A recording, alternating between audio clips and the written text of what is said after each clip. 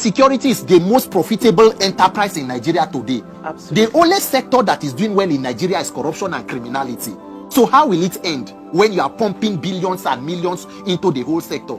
People are becoming overnight billionaires from insecurity. Security advisor said majority of the arms used by these bandits and criminals are stolen weapons from government weaponry, armory. You don't get it. How did they get access to it?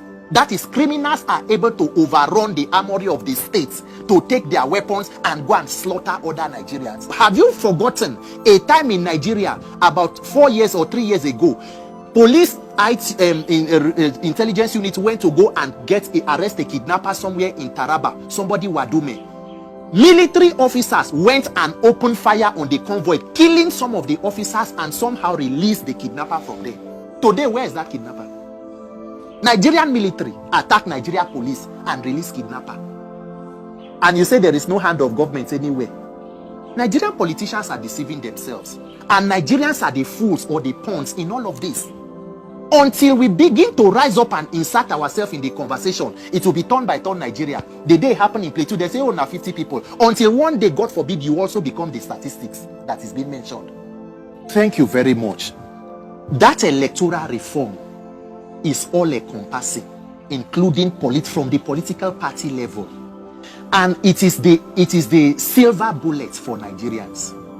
If Nigerians do not believe that you can put maximum pressure on authorities to effect change in the electoral system, what do you think that you can change? That is the magic. What is going on in Nigeria today is absolute state capture, where every institution of democracy will be controlled by one man or a group of persons. If you want to see where it has been implemented before, look at Lagos. There will be no meaningful opposition. The National Assembly see themselves as an extension of the executive. They are there to do the bidding of the executive arm of government. The judiciary is already... Nigeria does not even have a judiciary. We have the legal department of every government in power. Institutions are being weaponized against the people. You saw the case of Senator Natasha. The idea about electoral reform is that it is the first system of accountability. Once you are able to build a system where a person knows that when you get into office and you fail to deliver, by 4 years that same system can take you out, that person will have no choice than to sit up. What is the incentive for doing bad or doing good as a Nigerian politician? As bad as Buhari was, he did 8 years and he was able to install a successor. So when you see me talking about electoral reform, it includes that party primary level that you are talking about. Because if you don't reform it, a president signed not too young to run, not too old to young or whatever it is, but you are also not too rich to run. Because form is 100 million. Where do you start? Where do you want to start from? So that electoral act is all encompassing. Because I have evaluated the entire process. Election and INEC are the weapon formed against Nigerians. And if all of us start to sing the song, even politicians, they know. Try to begin any protest in Nigeria, say you are talking about end bad governance, bring down cost of fuel. The president will come out and say, don't worry, we will share rice, we will do this. But let President Tinubu come out and commit to free and fair elections. It will almost be impossible. That is why you must insist on it. Because they know that is the only hope they have. Corrupt election. But we are already used to rigging in this country. We cannot be used to it. No, rigging is part of us in this country. It cannot. I'm telling you, Peter, even the best of the best that we think are saints in this country, they've been rigged into power. Yes. So what are we saying? That is why that best of the best and the people who have tasted and seen. Look at a person like Professor Yomi Oshibanjo. What will now happen in Nigeria will be the enemy of your enemy will have to be your friend. The group of persons who have been disenfranchised by the process will have to come together and build the system. INEC already, the National Assembly, they know what they did with that electoral act. They made electronic transfer of results optional for INEC. You need to go back and tell them to make it mandatory. That is what the Supreme Court told them in the judgment. The system will shut down. The system will shut down. You must mount on it. See, whatever you want to achieve as a country will take courage and wisdom. If Nigerians do not believe that you can fix election, you can't fix anything, then let all of us relax and continue to get killed. If your day rich, bandits kill you or kidnapper carry you. If hospital work, you no work. If you go the oxygen day, if school they rape you, there is no justice. Let us sit down and relax. But if we know that we are ready to solve problem, it has to begin with that courage. It is either you are handicapped or you are an accomplice. It is difficult to discountenance that statement, especially with the reality of everything we are doing. We have seen.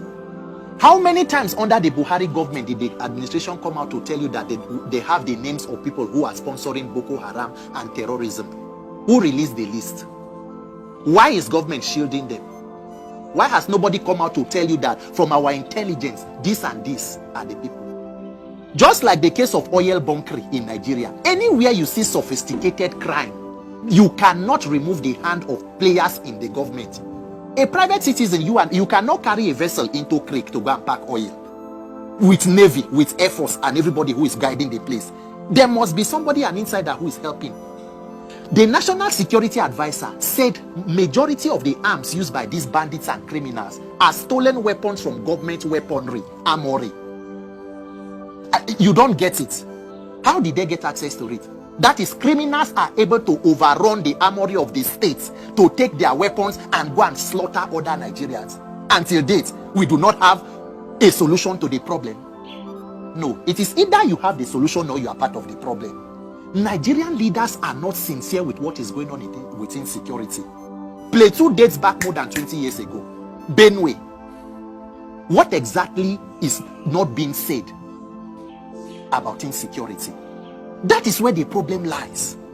When you see government running from pillar to post, the president will come out, give one lame statement. We will arrest them, we will fish them down. Tomorrow, have you forgotten a time in Nigeria about 4 years or 3 years ago, police intelligence unit went to go and arrest a kidnapper somewhere in Taraba, somebody Wadume.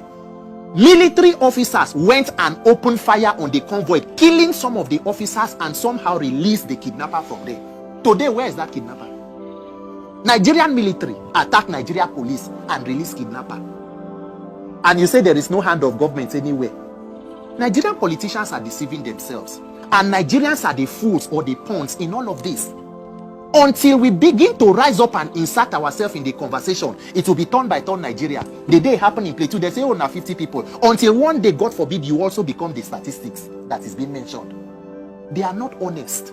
There is more to it. The more money you put in it, insecurity is the most profitable enterprise in Nigeria today. Absolutely. The only sector that is doing well in Nigeria is corruption and criminality. So how will it end when you are pumping billions and millions into the whole sector? People are becoming overnight billionaires from insecurity. Nigeria is in serious trouble. Serious trouble. This issue of insecurity, we are talking like a joke. So there is more that the government needs to do. And if they are not ready to do it, the people must wake up and put the pressure that they need to put to save our own lives. Because it always seems far until it comes close to home. So how do we start this process? Because you see, if you notice, I think it was the second tenure for President Buhari last year. It was constant news that we were hearing in the news every day. Customs seized a truckload of ammunition. There was a time it was bullets. There were a time it were guns and all of that. I kept on asking myself, where are all these ammunitions going to? And first of all, who are the people? You know, because, I mean, you can't ship in anything into Nigeria without proper documentation. So is it that they were not able to trace where these things are coming from, or exactly how did that transaction happen? And where are the ammunition? Where did it end up? Secondly, we know that for every election cycle, politicians release ammunition to their touts. You understand? And most of the time, I've heard reports that they are unable to recover those ammunitions back. And because eventually they use them and dump them, those ones use the ammunition to be able to go and perpetuate evil. It's a vicious cycle.